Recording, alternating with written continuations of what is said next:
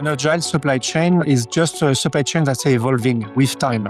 We don't know what will happen in the future. The importance is to be able to adjust your supply base versus where we need to be. We need to be where customers are.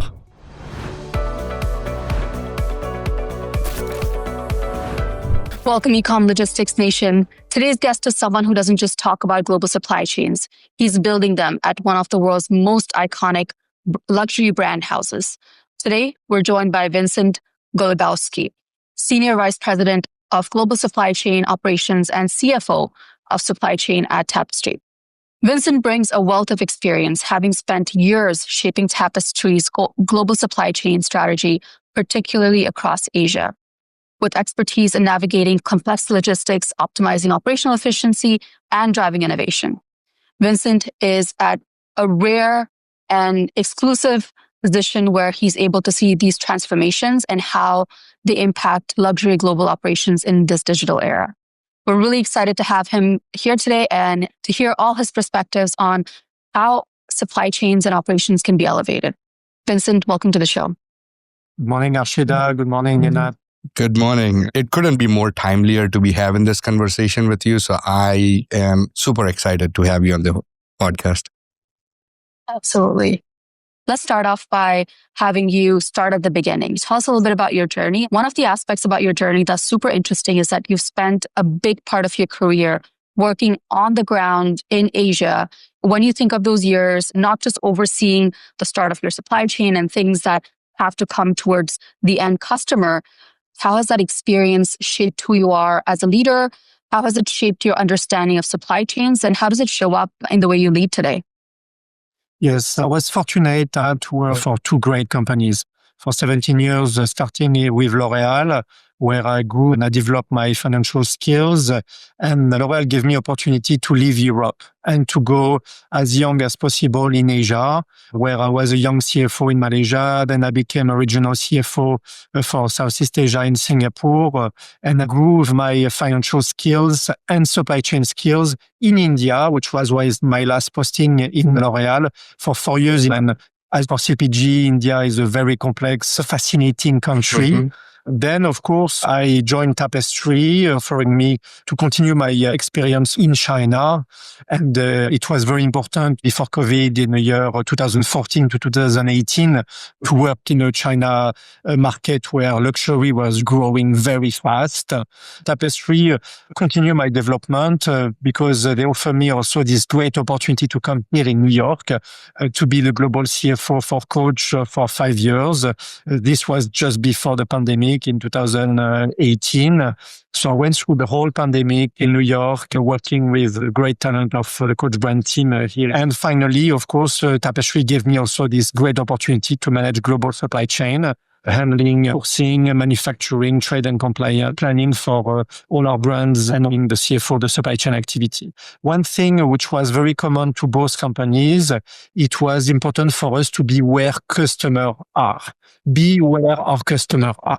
And this was something I learned very young in all company it's always very important to be close to the customer, to understand the customer so you can serve this customer better. Ninaad and I have had the pleasure of this. It's super interesting because the office is above or connected to a store. So I'm sure you and the rest of the team members go often and get a view of how customers are interacting, the experience, what it feels like, what are their priorities, the conversations they're having. And it seems even through other conversations that we'll get into, and Vincent, you and I have talked about before in terms of how data by itself is nothing. You need that customer voice and marry them together to truly drive that impact. And I think there are so many wonderful experiences and experiments that I think Coach and Tapestry in general has been able to lead on that front. So maybe I'll do a pivot and maybe let's talk a little bit about customer centricity. It truly resonates with me in how you execute and how you've been leading. You have been paying a keen attention to those customers. How do you marry that? You have all this data and you have to produce these amazing, wonderful, very expensive luxury products. How do you make that happen and create hits after hits? No, it's a great question, Shida. We are lucky to be a DTC brand. We have a direct contact through our store associate to the customer. We accumulate a lot of data points about those customers every day in our stores and through our e-commerce channel. And the question was, we have so much data, but what do we do with those data? The idea is to try to understand better the customer, especially now with Gen Z growing very fast in our customer base, what those Gen Z customers want. And the idea will be to use this data, not only to accommodate, I would say, the communication, to try to have a better connectivity with those customers, but also maybe to influence our product line, what the customer need, what the customer want. And we used to, maybe some years ago, some brands used to design for design. Now, in the year 2025, the customer is more demanding. We need to listen more to the customer. And it's important when we design as well to, customer needs. When we sell a handbag, there's a question of functionality as well of handbag. It's not only the fashion part of the handbag, it's a functionality. What is the right functionality, not too much, not too low. We learn from the data how to adjust those design intention towards the customer. And I think there's a specific use case that we've talked about previously as well, Vincent. I think that would be a really interesting story for the audience to hear. For sure. We have our own development center in New York. You visited it, and we decided to test a new modification of product following the lesson we learned from the customer. There's one typical case at the time. It was when you have a handbag, you want to put the handbag on your seat. Close to when you drive, you put your handbag on the seat. But if the handbag, there's no fit on the handbag, sometimes the handbag is not stable and can fall down. There was always this question, are the customer want to add for us a little fit under the bag so the bag is more stable, or do they prefer to have a bag which is a bit more flexible? Sometimes we use those data to ask ourselves the question, shall we modify the bag to accommodate customer needs? And thanks to our development center here in New York, we can easily test this in a very rapid way.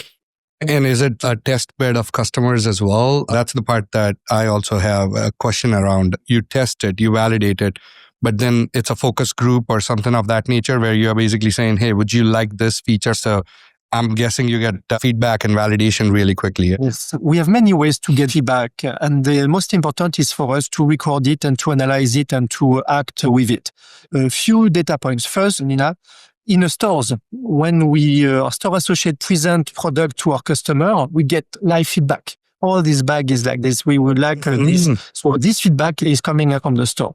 Of course, we do consumer group, focus group when it's possible. And those focus group also give us a lot of data point on how the customer reacts to a style. And I had the privilege to attend a few focus group when I was at Coach Brand. It's fascinating to see the reaction of those customers. We also did during the transformation of Coach a lot of home survey. And this was also a best practice in my previous company, to visit people in their home, to really understand how they organize their closet, what do they use as a product, and it allows us to have a more close discussion with a customer. We did that with many Gen Z to understand what they need, how they live, what they want, looking at their closet in terms of ready to wear, but also leather goods, what really they are focusing on. And those data are really fascinating. I will not forget all the social media. Now we have many data points coming from social media, and some are very qualitative. The idea, the social media team in all our brands are gathering those data, which are also very live data, and they can be very quick each time we have a product out in the market. This helps us to even respond even faster to customer needs. So you see many touch points to the customer. This is super fascinating. I've spent quite a few years of my life on digital transformation and digital innovation. So for me to be able to hear about how you think about it and how you've deployed all of these ways to get direct customer feedback by observing them, using the product, being able to ask them questions, having seen that innovation center, which I understand is a smaller version of what you have back in Asia. It's really fascinating. You can create something based on feedback that you received fairly quickly. You don't have cycles of weeks or months or more. You can truly have an actual product based on, hey, these are all the things that we've heard. These are all the data points, and let's test it out and see what it actually translates to.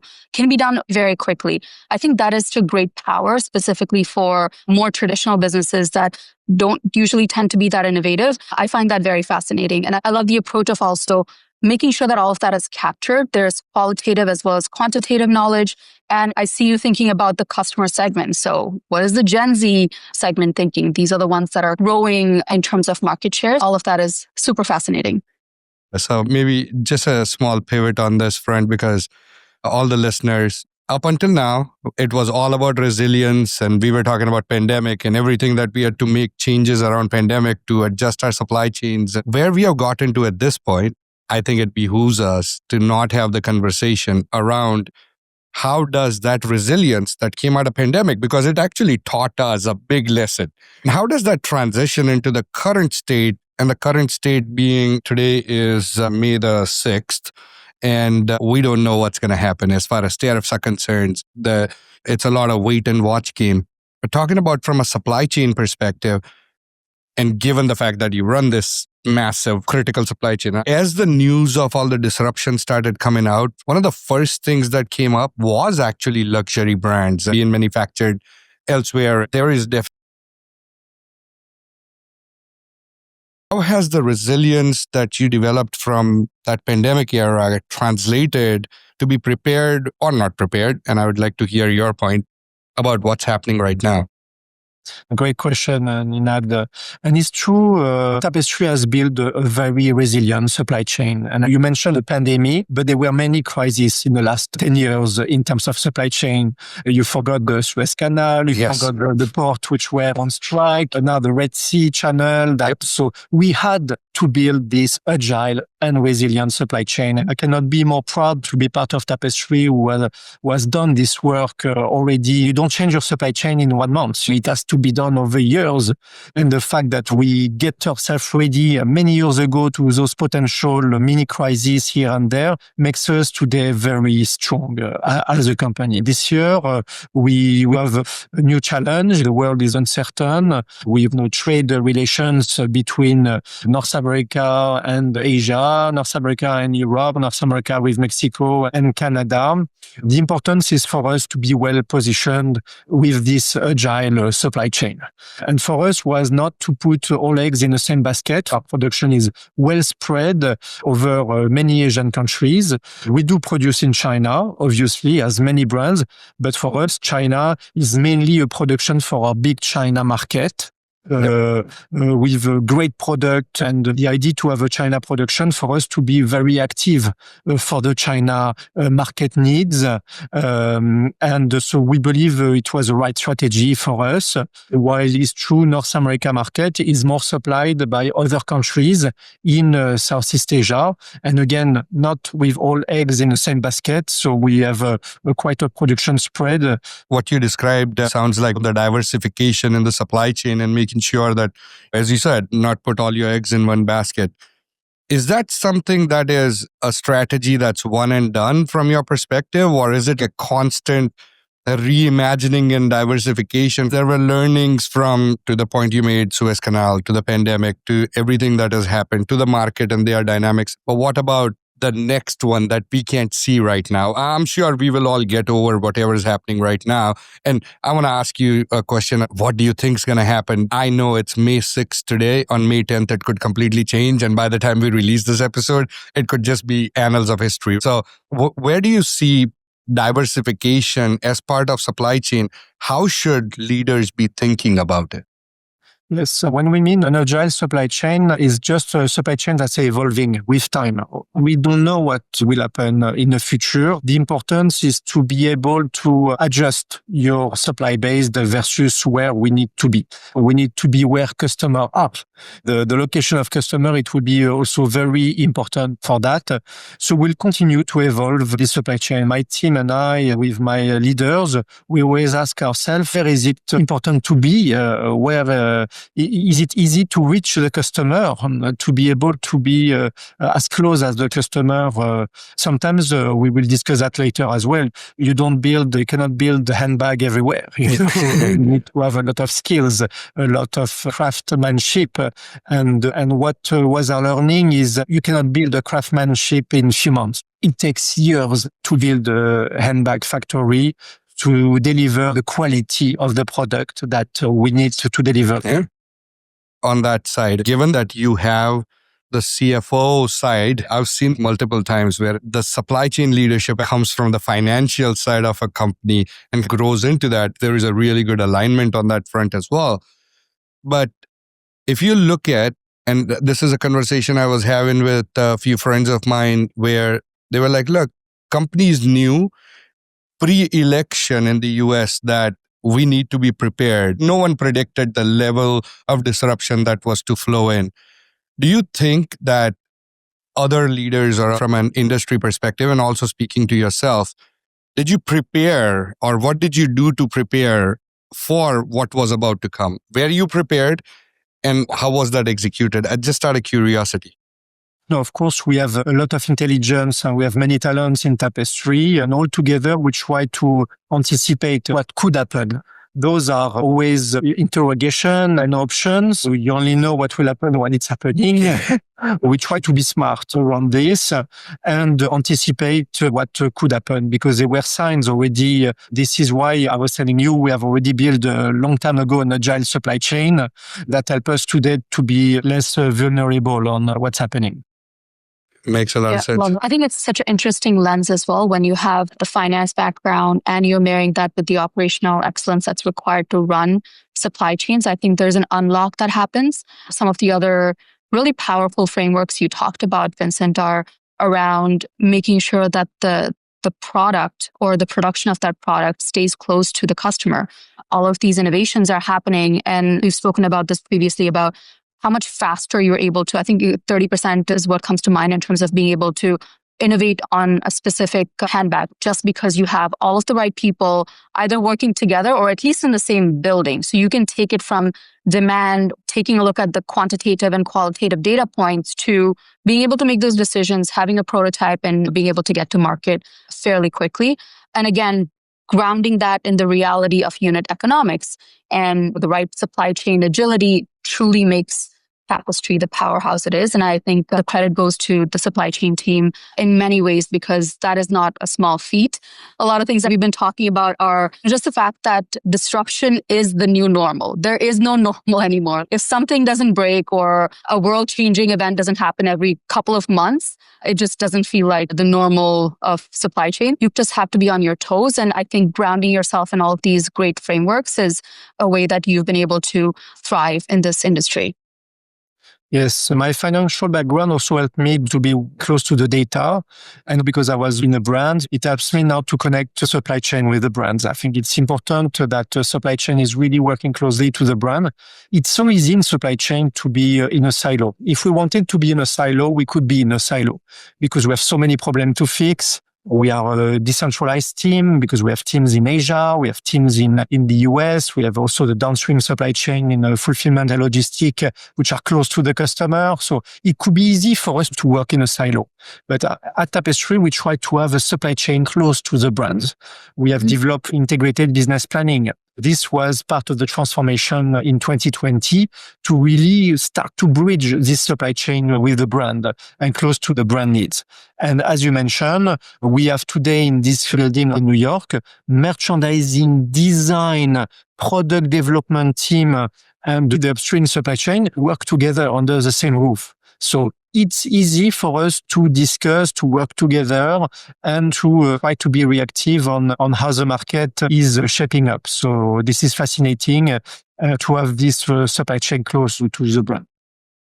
I love that. One of the things we talk about often is making sure that supply chain leadership has a seat at the table where decisions are being made. And clearly, Tapestry does that. But we've seen so many examples of companies that go under because supply chain is not at the table, being able to ask the right questions, plan in advance, and make sure that the product that is supposed to get to the customer can, because the supply chains are complex and there are so many points where things can break. When you don't have that right voice at the table who's able to add their perspective and make sure that you are making the right commitments to the customer and planning and investing in a way that you can actually deliver on that, things fall apart.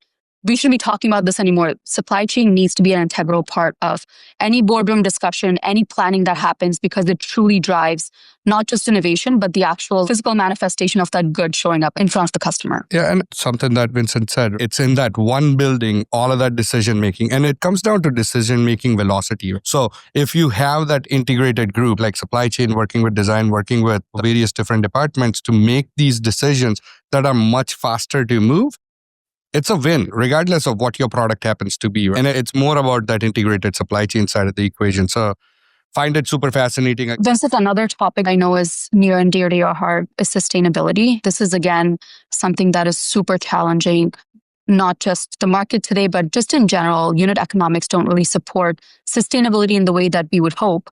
So being able to deliver on those sustainability goals and being able to do it at scale is truly impressive. You've mentioned before the importance of managing across 5 dimensions. I'll turn it over to you to walk us through what those are and how they come together in Tapestry's sustainability playbook.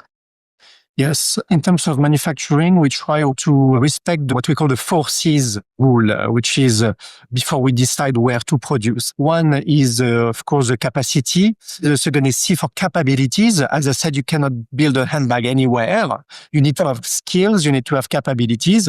The third C is cost, because we have a gross margin target to reach. The last of the 4 C's is compliance. And it's maybe the first step of sustainability is to be compliant. The sustainability goals are coming after that. They are as important than those 4 C's. And Tapestry has signed the Fashion Pact. So we are more than committed into our sustainability goals. The different initiatives we have, it's really embedded into our supply chain strategy. There's no action we do without thinking about the sustainability. One latest initiative was to invest into Gen Phoenix, a very innovative recycled leather factory based in the UK. So this helps us to learn about how this process is working and to be leading as well on that front. Wow. And you know what I found interesting is when you're like, here are the 4 C's and then comes sustainability and building the business. We got responsibility to the shareholders, stakeholders, having the right business and the sustainability part, but taking it super seriously. There is commitments out in the market as to what you're going to do and following through on those things. From a sourcing perspective, I'm guessing that over the years, you have had to change your supply chain a little bit to accommodate to that. And it's part of that equation as well, Vincent, I would guess. Exactly. For us, our leather tanneries, our partner leather tanneries, it makes they explain all the investment they have done to reclean the water after use, to have a water which is even cleaner than the water they were using in the tannery. So this, for me, it's a great example. I'll give you a second example. When I see production factories, they are starting to be autonomous in terms of electricity power because they have built those solar panels. We have a partner in Bangladesh. They create more electricity than they need for their production. So what they do with the difference, they give back to the community. Yep. They give to the community around. And this, for me, we are already on the very best practice of manufacturing. That is phenomenal. Awesome. Yeah, start with the framework. Don't just approach sustainability as a cost center, and then live by those 4 C's and align teams around what those shared metrics are and basically go beyond good intentions. We want to be able to measure, count on sustainability, being able to deliver across the board. That sounds pretty incredible. You touched on something just to start with, the autonomous warehouses and changes. It would not be fair to not talk about that distribution. We spoke about supply chain at a much broader level, but if we were to bring it down to that logistics side of the equation, I think, from an automation and AI, they are 2 separate pillars. There is a lot of government talk that makes it seem like they are one thing and equal, and it's not. Automation's been around for a while. It's just become more accessible, more approachable. I would want your perspective on how you see within the Tapestry ecosystem from a logistics warehousing perspective and last mile perspective, the adoption of automation And definitely it's a very big financial equation on that side. Yeah, the world became way more complex with digital e-commerce business booming after the pandemic. So we had to build also on this side a very agile supply chain. But what was the effect is we had many more nodes, many more points of supply, which create a lot of more complexity for the fulfillment and logistic in terms of product flow. But they decided not to give up, I would say. And when they designed the new fulfillment center we have in Las Vegas, a very top-notch fulfillment center, they really thought about it into a almost full automation point of view. We have a new system like AutoStore with a new WMS, which was really helping the order preparation. It's a very fantastic experience that helps us every day. I'm happy that they really start to be modern as well. And how can we be faster? We know one big giant of e-commerce implemented the one-day delivery. So all other brands around need to adapt to this new reality that when we, maybe one day to be even same-day delivery, can we achieve as much as possible this one-day delivery for e-commerce? And the fulfillment and logistic team has worked hard to make it happen, to make sure we have the right product at the right location to be able to touch the customer in a right way. And of course, automation helps us. I think, Vincent, from my perspective, you actually have an added complexity when it comes to that last mile or that customer experience for direct-to-consumer orders, because when it comes to luxury brands like the ones that Tapestry has, customers almost have that expectation of they want to have that warm and fuzzy feeling. So unboxing is important. The kind of experience that you can get from a store, being able to even come close to that through a delivery is not an easy feat. I think that adds another layer of complexity. Yes, and the fact that we are in a DTC model as well, we can use our stores to be even closer to the customer. Exactly. So sometimes if the product is not ready in our fulfillment center and we have it in a store nearby, we can arrange the delivery to the customer from our store as well. This is really this multi-touch point, which is an asset for our company. Very often the last mile could be fixed by a store nearby that could arrange the delivery of our goods. Yeah. But it also brings in this other dimension, Vincent, which is the folks that work at the store are really good salespeople. They are not really good logistics, packing people. You know what I'm saying? You have the dynamic over there to actually fulfill something from store. It's not just about having it over there. It's also the experience of making sure it's boxed and you understand how that cycle time works, because it can take an hour to sell a product to a customer, and that salesperson is used to doing that. But when you do the calculation on that packing side of equation on the cost to serve, now it's, hey, that's 3 minutes that we got to get it done and actually get it packed again. I don't know what the number happens to be, but there is that dichotomy that comes into play, the human dichotomy. Of course, we have a very talented store team and they are not fulfillment and logistic people.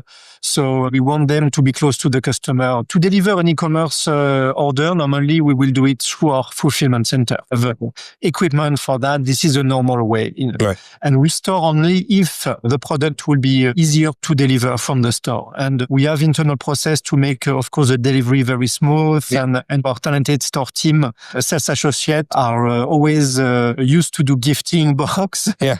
So they use those skills to also make sure the package to the customer outside of the store will be great.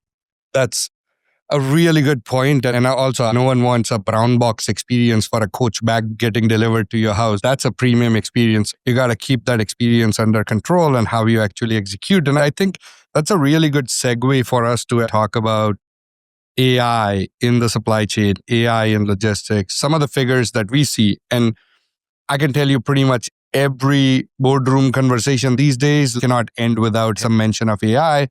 There is AI from the perspective of impact to how businesses are being planned, how they are adopting, and also the impact on people in general, because this is coming at a different level. How do you see the adoption of AI, just the terminology in general? I'm not talking about just demand planning or anything of that nature, the disruption that came over the last 3 years. There's no way back. We need to embrace AI and use it the best possible. All our team are really open to this. I think the first thing is to be curious, is how can AI really help us in our day-to-day work? As you said, it's a long time we use AI or data model to build our forecast on some categories of product. But what is the next step? How AI can even be smarter than that and help us make a better choice. We have an idea, for example, one of next development will be to use AI to help us to allocate production of product. It's so complex. We have so many criteria to allocate production among 40 different factories across Asia and Europe. Even with the current tools we have, it's difficult to make the right choice. Again, to have the right balance between capabilities, capacity, cost, and compliance. Can AI help us go faster and maybe replace the difficult process we have today to make a decision, I would say. This will be the next development we're going to do. I'm fascinated to learn how much time we can gain as well. We have quite a long product timeline. From design to delivery, it takes many weeks. Each time you can cut 1 week, that's a big win. It's a big deal. Yeah. So I will want AI to help us to cut weeks in the way we work. And this will be a big competitive advantage. And I'm telling my children, for me as a senior leader, it's like when I was 20 years old and email came out. It was a big breakthrough. Internet was just bubbling. So I feel the same now with AI. But you, the young generation, you have way more advanced on us. You can be even faster to use it. AI is not a threat at all. It's a tool for us to work better and be curious, eager to learn from it. And we have a great team internally as well, data science team, which is really helping us to go through this transition. I'm fascinated. Yeah, it's going to be a big transition. And you have some great use cases already, Vincent. I just wanted to thank you. This was such an incredible conversation. We didn't just focus on tactics, but we got to have a peek behind the scenes on the philosophy. And we went everywhere from navigating disruptions to planning with customers in mind and building innovation into the bones of your operation. To me, this feels like a great way to think about how you can be a modern supply chain leader and how to ground yourself in some very strong framework so you can not just deliver on the financial growth you need to show year over year, but also have that resiliency built in and innovation built in so you can truly be impactful to your customers. Before we let you go, we'd love to have you tell our audience a little bit about where they can follow you, how they can keep up with your work, any socials you can share, and of course, where they can shop for Tapestry brands. Now, of course, everyone can follow Coach Brand and Spade Brand through the social network. For myself, I'm on LinkedIn, so you can easily find me on LinkedIn and try to post from time to time news about the business and the great things that I'm seeing when I travel across the globe. It's the best way to contact me. Amazing. Thank you again for joining us, Vincent. Absolutely. For our listeners, if you found this episode helped shift your thinking or gave you something actionable, please share it, review it, subscribe. We've got lots more conversations coming your way. We look forward to sharing them. Thank you again. Until next time.